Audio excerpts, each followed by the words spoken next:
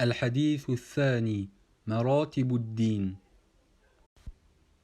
عن عمر رضي الله عنه أيضا قال: بينما نحن عند رسول الله صلى الله عليه وسلم ذات يوم إذ طلع علينا رجل شديد بياض الثياب شديد سواد الشعر لا يرى عليه أثر السفر ولا يعرفه منا أحد، حتى جلس إلى النبي صلى الله عليه وسلم فأسند ركبتيه إلى ركبتيه ووضع كفيه على فخذيه وقال: يا محمد أخبرني عن الإسلام. فقال رسول الله صلى الله عليه وسلم: الإسلام أن تشهد أن لا إله إلا الله وأن محمدا رسول الله، وتقيم الصلاة، وتؤتي الزكاة، وتصوم رمضان، وتحج البيت إن استطعت إليه سبيلا. قال: صدقت. فعجبنا له يسأله ويصدقه. قال: فأخبرني عن الإيمان. قال: أن تؤمن بالله وملائكته وكتبه ورسله واليوم الآخر، وتؤمن بالقدر خيره وشره. قال: صدقت. قال: فأخبرني عن الإحسان. قال: أن تعبد الله كأنك تراه، فإن لم تكن تراه فإنه يراك. قال: فأخبرني عن الساعة. قال: ما المسؤول عنها بأعلم من السائل. قال: فأخبرني عن أماراتها.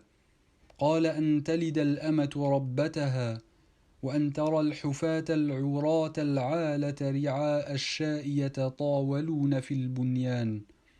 قال: ثم انطلق فلبث مليا، ثم قال لي: يا عمر أتدري من السائل؟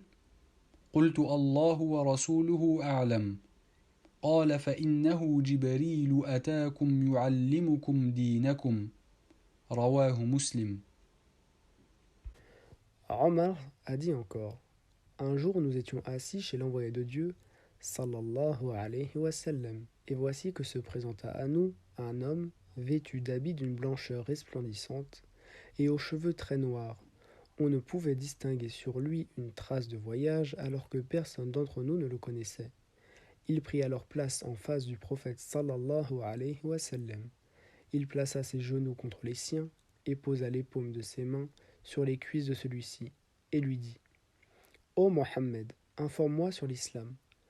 L'envoyé de Dieu, sallallahu alayhi wa sallam, dit alors: l'islam consiste en ce que tu dois témoigner qu'il n'est d'autre divinité qu'Allah et que Mohammed est son envoyé, accomplir la prière rituelle, verser l'aumône un pot rituel et accomplir le jeûne de Ramadan, ainsi que le pèlerinage à la maison d'Allah si les conditions de voyage rendent la chose possible.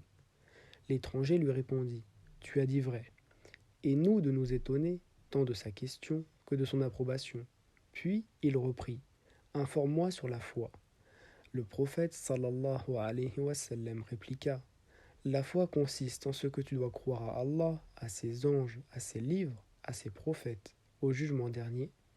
Tu dois croire encore à la prédestination touchant le bien et le mal. L'homme lui dit encore: tu as dit vrai.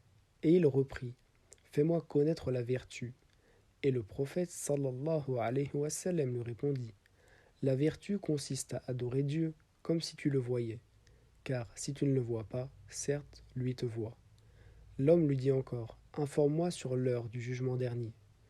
Et le prophète sallallahu alayhi wa sallam lui répondit: sur l'heure du jugement, l'interrogé n'est pas plus savant que celui qui le questionne. Là-dessus, l'homme lui dit: informe-moi sur les signes précurseurs.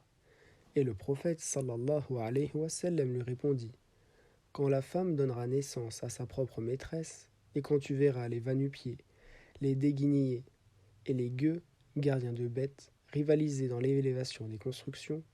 Là-dessus, l'homme partit.